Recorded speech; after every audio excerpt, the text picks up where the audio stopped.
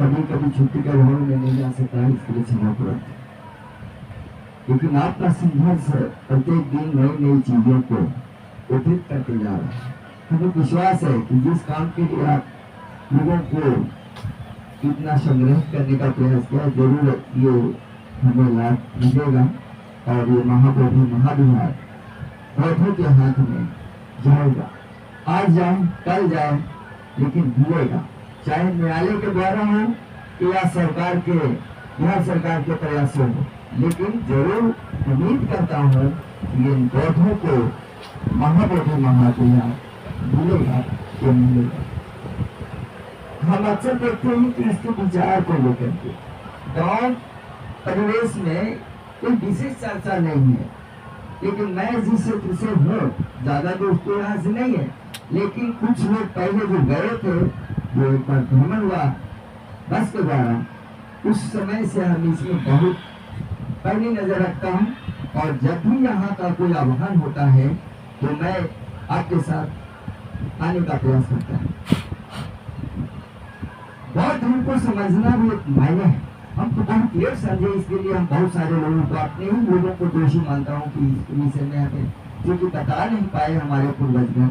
लेकिन जब पढ़ने लगा और एक साइंस जर्नी चैनल के द्वारा जब इसकी विरोध में सुना तो वाकई में लगा कि भारत का इतिहास बुद्धमय ही था। बुद्धमय होने के कारण उनकी सारी इतिहास को छुपा गया।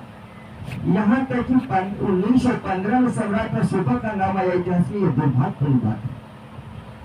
यदि खुदाई नहीं होती, इतने सारे अंग्रेज इतिहासकार इसमें रुचि नहीं रखते तो काश और बहुत कुछ हम लोग नहीं जान पाते। लेकिन प्रत्येक दिन इस विचार को लेकर लोगों प्रगति हो रही है, प्रत्येक दिन नई नई बातों से लोग अवगत हो रहे हैं, प्रत्येक दिन इतिहास के नए पन्नों को लोग समझने लगे।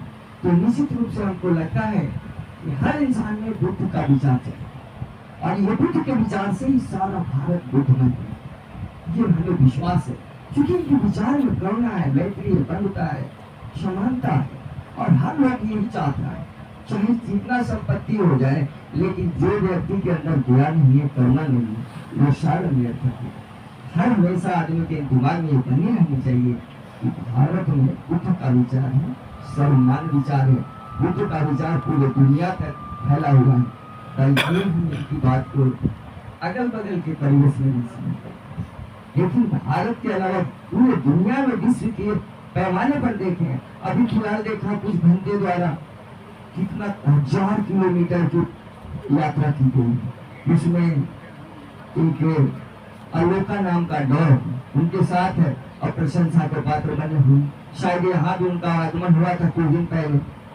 ये सारी चीजों को समझने में हम भी अब थोड़ा ज्यादा गहराई की तरफ जा रहे हैं। अपने परिवार को भी इसमें जोड़ा है, अपने परिवार लोगों को भी, अपने आसपास के लोगों को भी समझा बुझा करके इस बात को रखते रहते हुए तो मन में निकाला है कि बुद्ध के विचार को समझना चाहिए। बुद्ध हमारी विरासत है और बुद्ध काफी भारत में इतिहास है। हम हर जगह पर घूमेंगे, जो आपका पंच तीर्थ है, लुम्बिनी, सारनाथ, श्रावस्ती, बोध गया, ये तमाम जो राजगीर वगैरह तो हो ही गए, हर जगह घूम घूम करके एक एक चीज को हम अवलोकन करते हुए हम अपने मन में संकल्प लिया है कि अब जो शेष जीवन है, अभी 2 साल मेरा रिटायरमेंट है, रिटायरमेंट के बाद पहला दिन ही मैं यहाँ करके आप लोग के सामने पूछा और अपने पूरे समझ पड़ा है सब जो हमारे परिवार के हिस्सा के सब इस बात से एग्री कर रहे हैं कि आपका सही रास्ता है, ये रास्ता पर ही हम लोग को चलना चाहिए। हमें आपको शुभकामना दें कि 2 साल और मेरी स्वास्थ्य ठीक रहे ताकि मैं आपके साथ फिर से जुड़ सकूं। इसके लिए हम सभी, आप सभी घंटेगण, आप सभी बहुत विचार के लोगों को और हमारी आई हुई बहनें जिनका दूर से आती हैं, ये सभी आप प्रशंसा के पात्र हैं और इस जो संघर्ष में आपने जो अपना योगदान दिया है ये अनुकरणीय है, अद्भुत है। आप सब मेरे लिए बहुत ही धन्यवाद के पात्र हैं, मेरी ढेर सारी शुभकामना।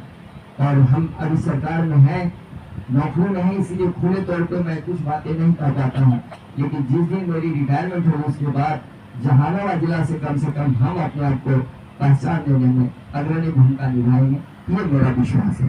और आप सभी का विचार हम प्रत्येक दिन सुनते हैं, बोलना कोई मायने नहीं है, लेकिन आपके विचार को आत्मसात करके जो मैं जाता हूँ, हम इसको अपने जीवन में प्रत्येक दिन बदलाव के साथ उतारने का प्रयास करता हूँ। इसलिए मैं अपने प्रज्ञाशील घंटे जी और हमारे पूज्य लामा शाह जो इतने दूर से आकर के इस बोध गया कि हम बोध लगाया, ये तो बहुत हमें दुर्भाग्य अपने आप को ग्लानि लगती है। ये बात तो हमको इनके कहना चाहिए था, ये आके हमको कह रहे हैं, ये लेट हो गया सर। इसलिए हमें विश्वास है कि अगर अनागरिक धर्मपाल जी के बाद एक दूसरा कोई जो अभी काम कर रहा है इस बौद्ध विरासत के लिए, ये हमारे लामा शाह है। और लामा शाह जितना संघर्ष, जितना प्रयास कर रहे हैं, भारत के कोने कोने में जाकर के जो इन्होंने ये बातें रखी हैं, तमाम लोग सुनते हैं। और आपके साथ आज से कल तक जरूर उनका साथ मिलेगा और ये बौद्ध विरासत आपके नाम से जरूर सारे दुनिया में जाना जाएगा। बहुत बहुत धन्यवाद। अब सभी भक्तों को मैं वंदना नमन करता हूँ। आशा है आप सब इस तरह से हम सब जैसे मूर्ख लोगों को हमेशा कुछ सिखाने का प्रयास करें। हम तो हमेशा बोलते हैं कि आप लोग गाँव का भ्रमण करें, हम अपने तरफ ही उनको बुलाया। हमारे कुछ जो नजदीक के जैसे हमारे श्रीवंश भंते जी हैं, ये हमारे ही प्रखंड के।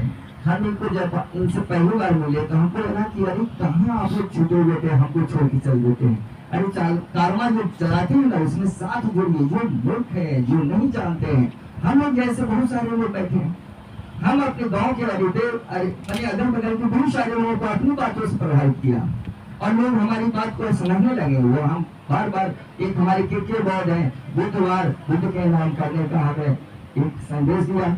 हम अभी जो है 2 सप्ताह से, और इससे पहले जब कुछ करता हूँ तो उनको जरूर अपनी बात सबको देता हूँ। और बहुत धन्यवाद इतने आसानी बात सुनने के लिए और हमारे कुछ घंटे जो हमें इतना कहने का मौका दिया, इसलिए कोटि कोटि नमन।